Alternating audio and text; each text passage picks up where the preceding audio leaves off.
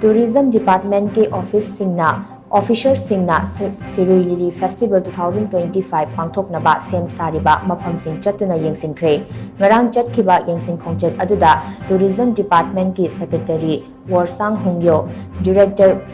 Puja Ilangbam amadi Commissioner Power Sailes Kumar Chaurasiyasu Sarukyaki Officer Singh Asiga Loinana Khongchat Aduda Ukhrul District DC Assist Das PWD Ukhrul gi EE Garnis Kasung PHED Ukhrul gi EE Themre Sang Mare amadi MSPDCL Ukhrul gi DGM Akui L Simresu Sarukyaki Team Aduna Siro Pangthokadoriba Bakshi Ground da Chattuna Mapham Aduda Festival Asiga Mari Lainana Paikhatliba Thabak Thoram Singh Yengsinkhre Siro ki Organizer Singna Yengsinba Lakliba Officer Singh Aduda Bakshi Ground da Paikhatliba Thabak Thoram Singh gi Matangda Paudam Amasu Thamki Tungda Yengsinkhre Adugi team Aduna Shirui Lily Festival 2025 ki cultural events sing pangthokadaba headquarters ground da chattuna Yengsinkhre adugi saruk ama oina official singi team Aduna Shirui village ki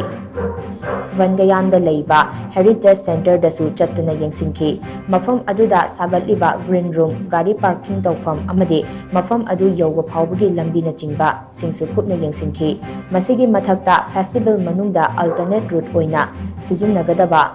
langdangdagi chauthiyar phawraga ukrul tariba lambisu Yengsinkhre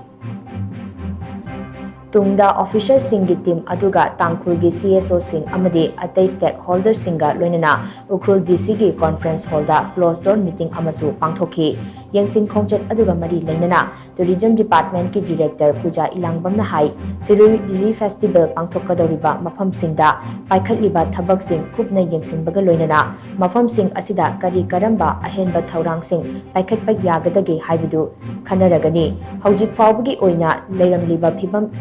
Singthaningai oi amadi masing yamlaba miyamna festival asida laktuna sarukyagani amadi apunbagi saktam adu utpangamlagani haibagi thazabalai festival asida India amasung malemgi tongan ba mapham kayadagi visitor kaya lakani haibagi thazabalai festival asigi khuthangda ecotourism sustainability amadi mahausa kanbagi paujel asi malem sinba thungna sandokhi bangamba oirasanu haiki